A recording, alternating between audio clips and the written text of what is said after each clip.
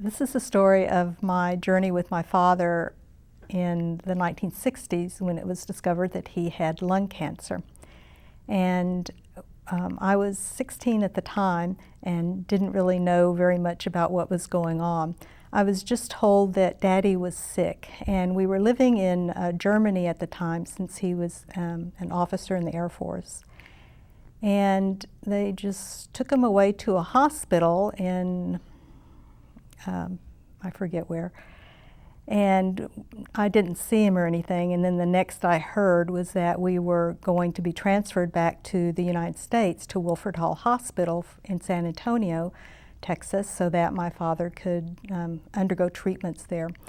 And I didn't really know what was going on. I was just told that he was sick and didn't really realize the extent of what was going on. So I did notice that there was a stigma attached to it. It's like one of the things that it could have been was tuberculosis, and another thing that it could have been was cancer. And so I noticed that there was this stigma, like we have to be careful because you might catch it. And it didn't really make a lot of sense to me. It's just that it was a little awkward and odd. And when we got back to the United States, my mother felt like she couldn't deal with having both my sister and myself at the house. And so she had me go stay with my aunt. But we would come down regularly to go visit my dad in the hospital. And this was again at a military hospital in San Antonio. And I was just told that he was sick and that he was, going to get better, and wasn't given any details at all.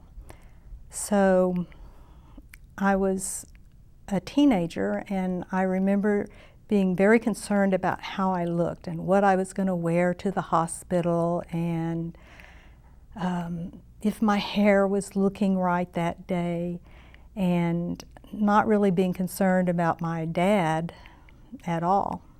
And I wasn't really told anything about how sick he was.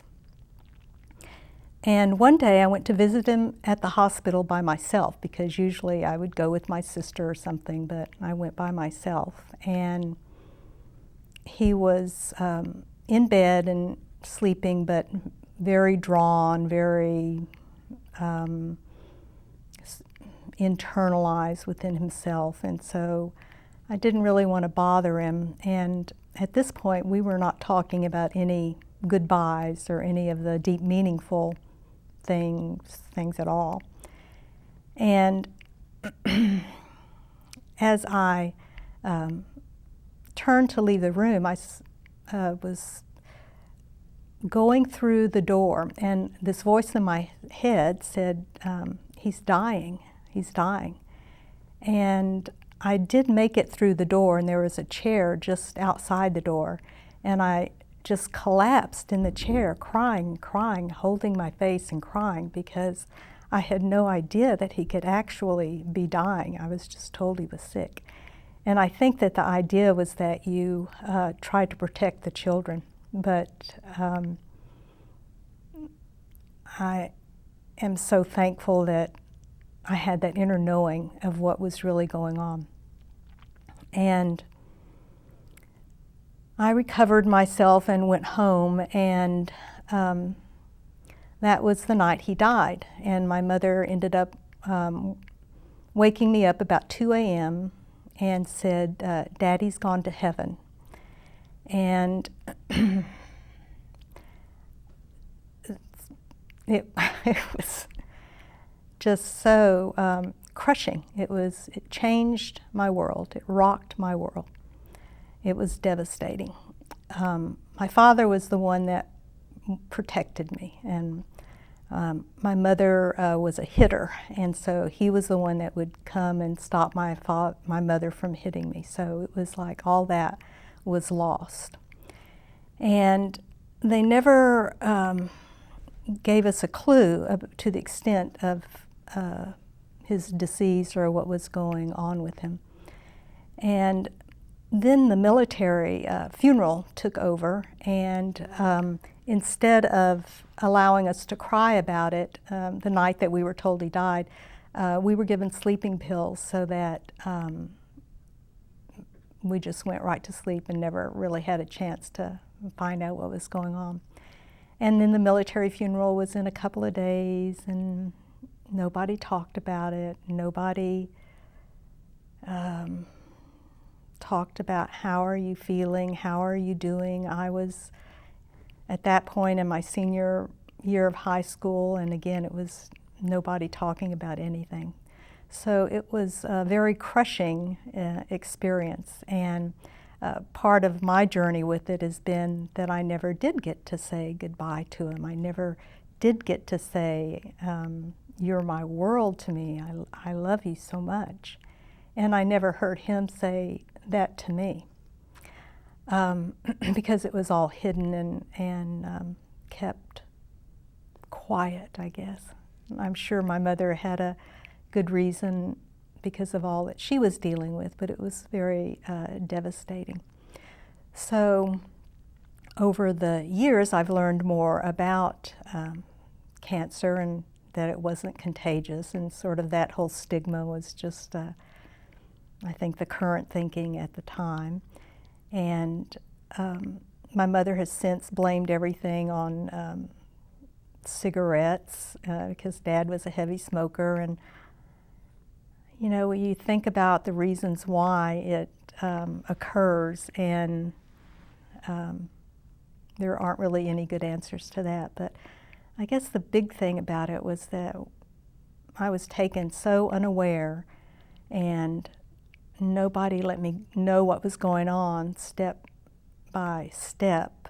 So it was just such a ripping away of this loved one, and instead of being able to say goodbyes and having that time together. And since then, I asked my mother, actually just a short while ago, why didn't she tell us that Dad was dying? Because I would have liked to have had that conversation with him. And she said that she didn't believe it herself until just a very, very few days before he died. She hadn't had any information otherwise. The time frame was interesting, I think, because it was in October that he first went into the hospital, diagnosed with something was wrong with him. And then he died in February. So it was just a very, very few short months. And he died 2 days before my birthday, and then he was buried on the day after my birthday.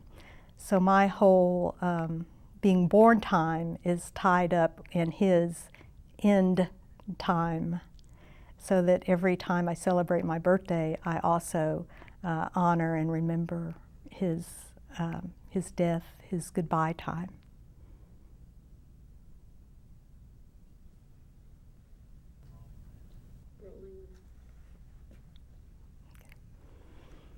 So this is what I would say to someone facing the end stage of their journey with cancer.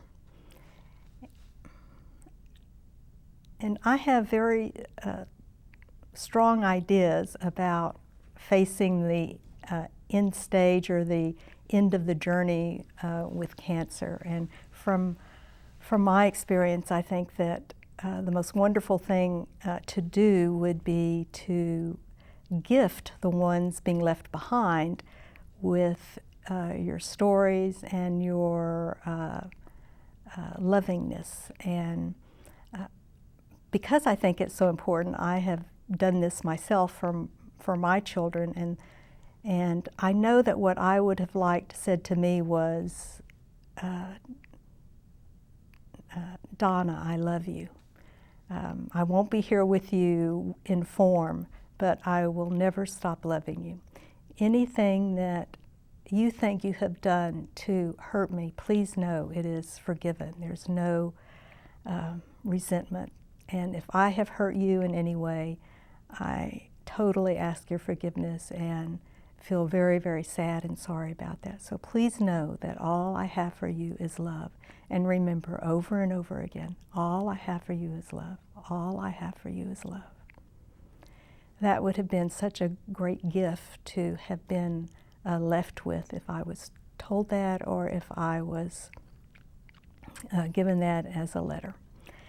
And I also feel strongly about sort of reframing this idea of death, and that it is some horrible, monstrous thing, because I don't believe that it is.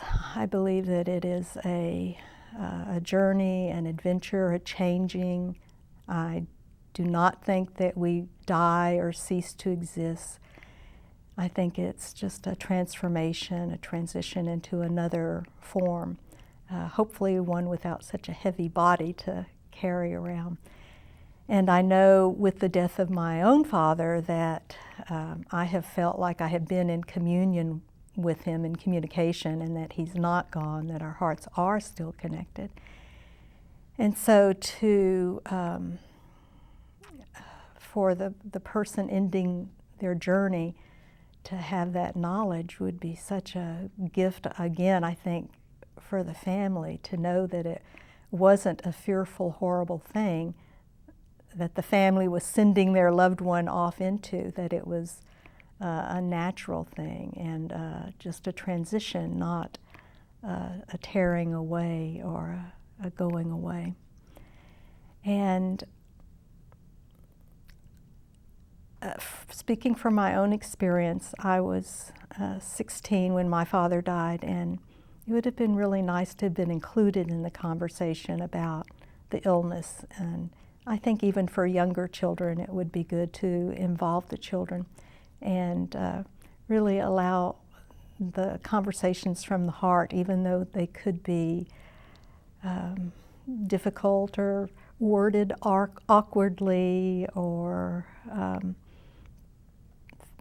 feeling a little not quite comfortable, that it would be such a gift to bequeath that to loved ones and friends. So in terms of what I would say to someone who was about to die in terms of preparing for their journey, I think the most important thing are the gifts to leave behind to your loved ones, so that they don't carry a burden by your passing.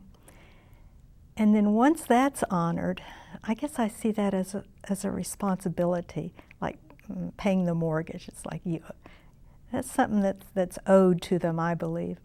And then once that is honored, then I think it's the time when things really get juicy, and it's like, okay, here's this vast unknown ahead of me. What am I going to take with me, or what are going to be my tools as I'm traveling into this? So just like a mother prepares for their birth, I think that we can prepare for our deaths.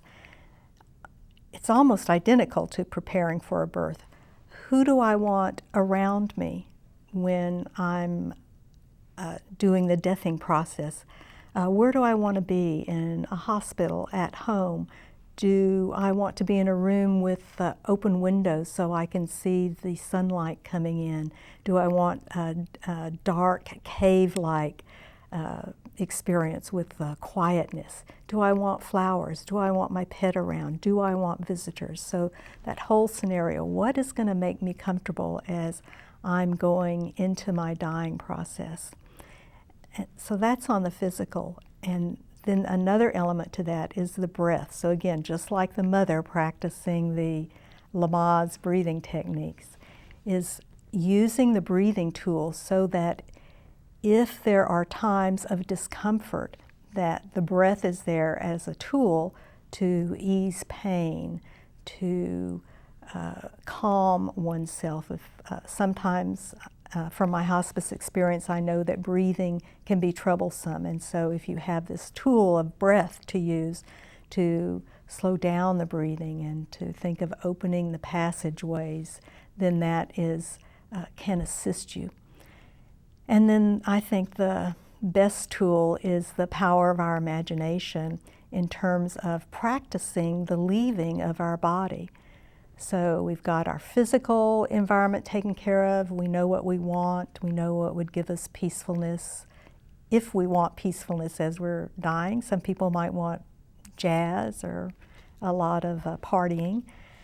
And then the tool of the breath, and then the practices of leaving the body, so that it does not come as a big surprise when you're outside your body looking at it, but so that you have some experience of it. And there are lots of tools to use. One of the ones is to think of your body just sort of floating away, and that you can move and stretch and have mobility as you float away. Another technique is to think of going from your heart and just sort of lifting up into your head, and then lifting above your head a little bit more into a make-up pretend body called the light body or the rainbow body, where again you have mobility and can move around. And these suggestions, by the way, are based on very traditional ancient practices.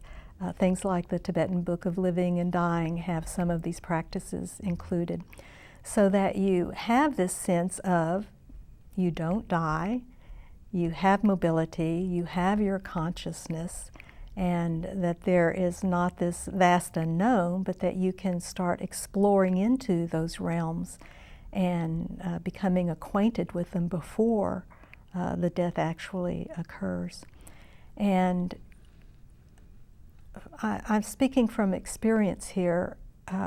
When I was having a medical emergency and was experiencing dying, and it came as a real big shock to me. It's like, I'm dying, what's going on here? Wait a second, I can't die, I still have this and this to do, and who's going to take care of that? And well, what about, well, they can't do that. And so it was this great, distraught, emotional, wait a second.